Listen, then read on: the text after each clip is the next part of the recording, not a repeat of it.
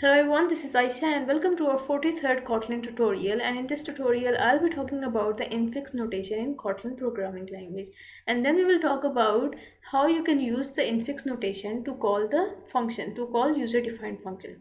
So infix notation is, for example, if you have two variables a and then another variable b, and you want to take the logical you want to perform bitwise OR operator on these variables, so you can write a or b. So this will be fine. This is because OR operator supports the infix notation. And what is this infix notation? When we have the operator in between the operands. So a is the operand, b is the operand, and in between we have our operator.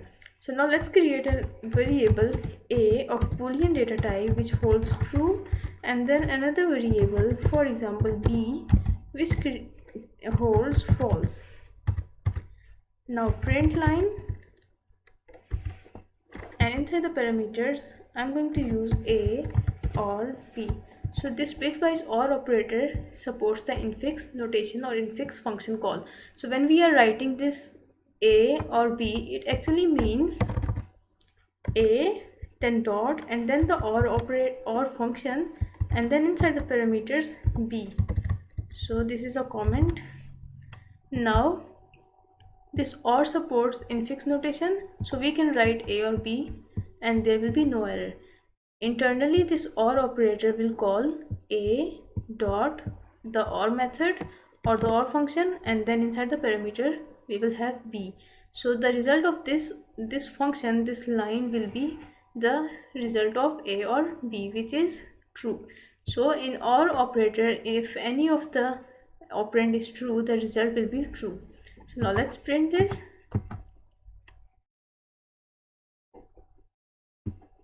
And you can see here true is printed. So you can write a or b. This is because the bitwise OR operator supports the infix notation. Now we are going to create a user defined function in which we will call using the infix notation. So how you can create user defined function using the infix notation? You have to use, so there are some conditions to define the infix function. And what are these conditions? The first one is that the function should be an extension function, and this extension function will be discussed in the later section. Then this function should have only one argument, and then the third condition is this function must be declared with using the infix keyword. So for example, here if I'm going to create a function, first of all this function should be an extension function. It means that this function should be a function of any class. So I'll be creating a class here. So this keyword is used to create a class, and you do not have to worry about this. I will discuss this class later in the later tutorials. Now I'm going to create a class example, empty parameters, and then the body of the class. So inside the body of the class I'm going to create an extension function, which is a simple function with the keyword fun, and then the name of the function, for example display, is the name of the function, and then the parameters. Now I can use this function, I can make this function an infix function by using the keyword infix.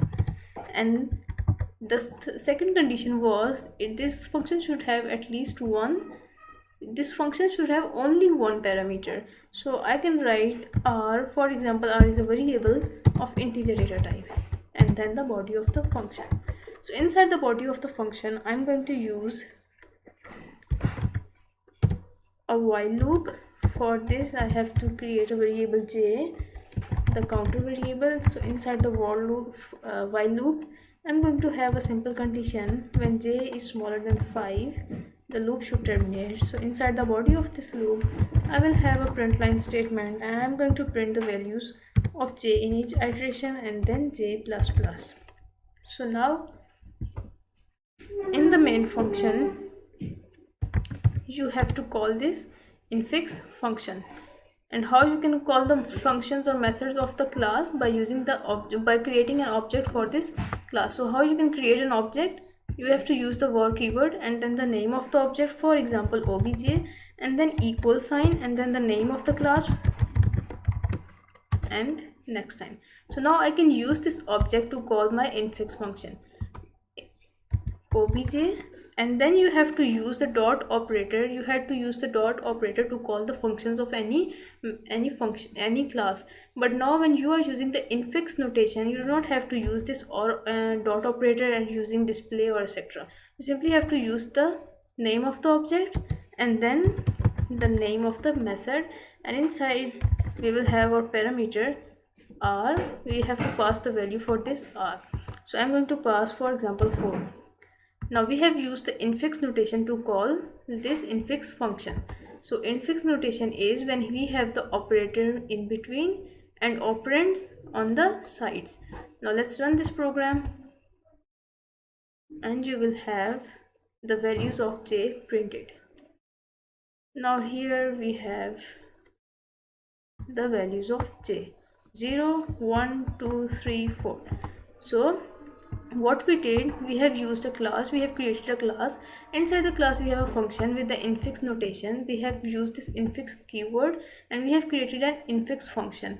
Then the name of the function is display, and this infix function should have only one parameter, not more, not less. So this is the parameter of infix function, and inside the body of the infix function we have created a while loop. For this we have to initialize our contour variable, which is j, and j equals 0.